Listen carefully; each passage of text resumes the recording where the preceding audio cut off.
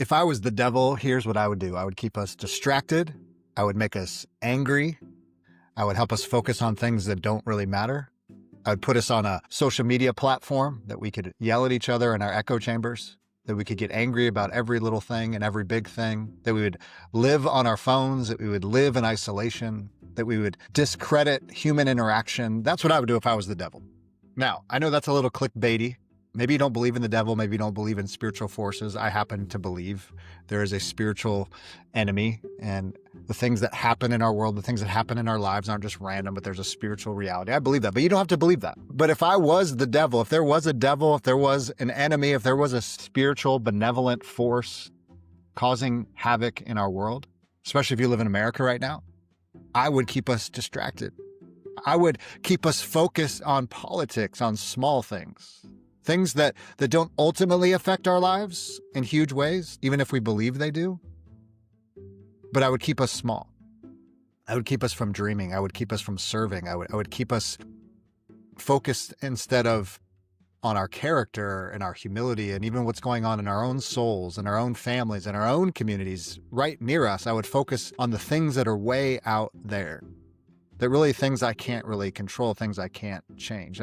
If I was the enemy, that's what I would do. I would get us so caught up in Netflix and scrolling and busy work and things that just don't matter, things that don't move our dreams along, things that don't really serve and impact other people. If I was the devil, that's what I would do. I would keep us so focused on the wrong things that we end up doing nothing. Oh, and I'm not the first person that's thought about these things. I know the scriptures have thought about these things, that regardless of our circumstance, we're still called to joy. And regardless of our circumstance, we're still called to serve. And even in suffering, we're still called to find joy. But about 50 years ago, C.S. Lewis, the Chronicles of Narnia guy, wrote a book called the Screwtape Letters. And it's a bunch of letters written by the devil to his nephew. And it's basically their strategy of, here's what I would do if I wanted to distract the world, if I wanted to make chaos. Here's what I would do. And he's writing during around the World War II time, between World War I and World War II. And obviously there's a lot of conversations about war and about pacifism and whether we should be pacifists or promote the war. But what happens as Christians is that they become kind of religions. And here's what he says in letter 7 in the Screwtape Letters. It's a little bit long quote, so hang with me here. Whichever he adopts, your main task will be the same. Let him begin by treating the patriotism or the pacifism as part of his religion.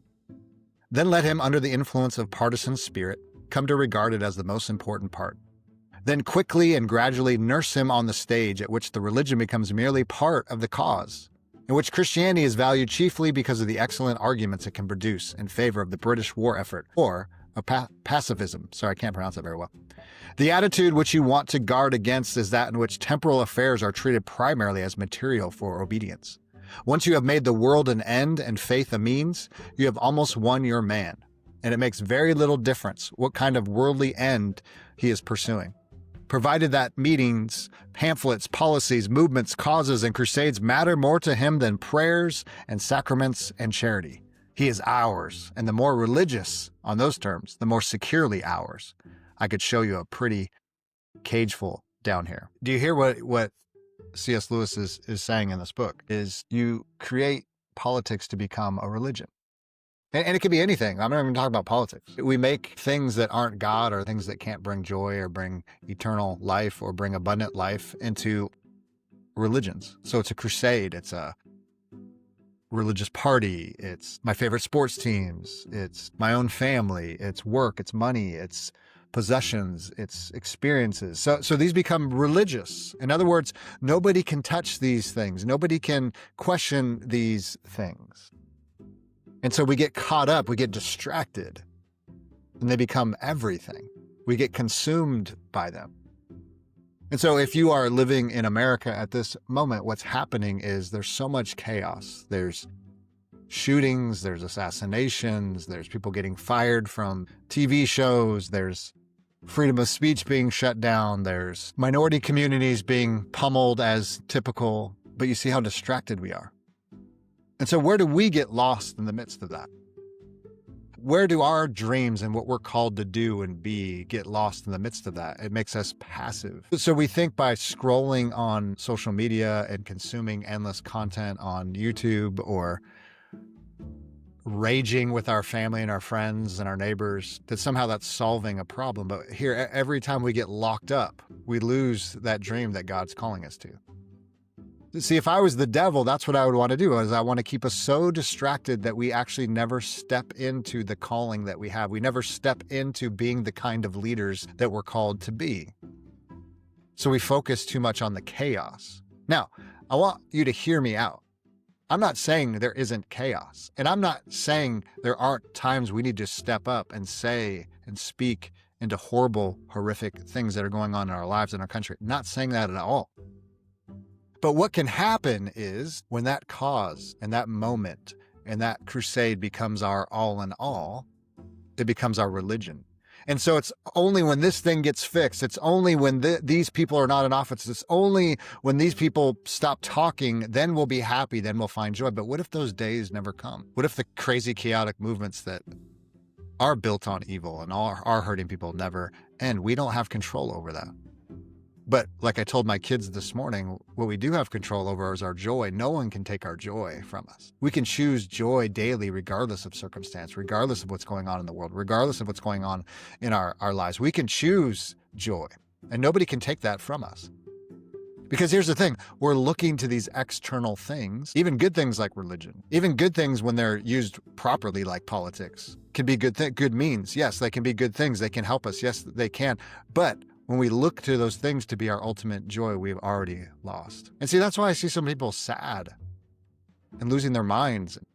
It's because it's like, I have to get to this level. Our country has to get to this level. My party has to get in office. This person has to go away. These people need to be able to speak up, right? And then we just keep saying it over and over and over, and just maybe tomorrow it'll happen, maybe the next day. While God has called you to love your neighbor today. He's called you to serve today. He's called you to make beautiful things today. He's called you to make a dent in the world. He's called you to use all the resources and all the gifts that you have to bless other people. But when we're so caught up in these external things and these small things, we lose the plot. And that's my concern. If I was the devil, I would just keep us distracted. I would keep us fighting. I would keep us divided. I would keep us believing that politics is the means to a better world. And I don't really believe that. I think it's a very small portion, but I think we're leaning too much into that. So this is why I make this content, because there are men and women who God is calling to do great things with their lives. But what happens is we follow the wrong storyline. We follow the wrong plot. So instead of today saying, what can I build? What can I make? How can I bless other people? How can I serve other people? I'm worried about what's happening way out there that I have no control of. So what are the things today that I can control? How can I control my attitude today? How can I choose joy today? How can I take one step in making that thing, whatever that thing is? Maybe it's writing that book, that story I need to tell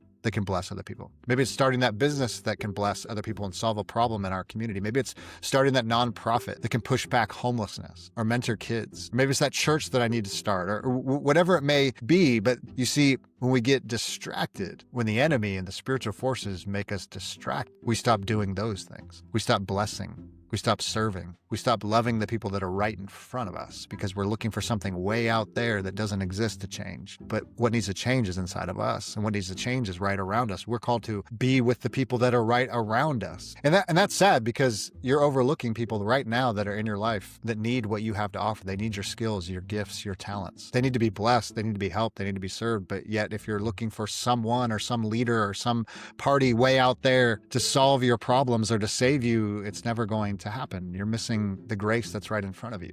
And you see, that's why so many people just live these small lives, is because it feels like we're doing something. It feels like we're part of something. And that's what's sad about politics, is that people have been duped into believing that if I'm part of this party and I'm loud enough and we're on the right side of history, that somehow I'll feel good and somehow I feel like I'm part of something. And you know what? That's part of being human. We're created for community. We're created for relationships. Yes and amen. But then you realize what this is leading to. You realize that it's hurting people. You realize that it doesn't have the power that I thought it does. And then you miss out on, and some of this is on a smaller scale. It's like those who have woke up with their lives and said, you know what? The only way to live my life is to go to school, get a job, pay the bills, pay my taxes, have a nice retirement maybe, and die. Like, that's the whole plot. And you've been sold that plot. I got to work the 9 to 5. I got to do this. I got to do that. And that's where life is found. And we think that's the only game in town. And yet inside of you is creativity and ideas, passions and gifts and experiences and things that you can offer the world. But what are you doing? You're playing it small because that's the degree I have. That's what I've been told If I just am a good little employee, then I'll be blessed and I'll be taken care of. But we realize that doesn't always happen. And so we put aside that dream to write that book. We put aside that dream to write that music. We put aside that dream to sculpt and to dance, to start that business, to start that nonprofit. We put aside all those things because we've fallen into a different story, a different narrative. Because if I was the devil, I would keep us distracted from your dreams and your goals and your passions and your desires. And so the more we get sucked in to these causes, these crusades, the politicking, our lives become smaller and smaller and smaller.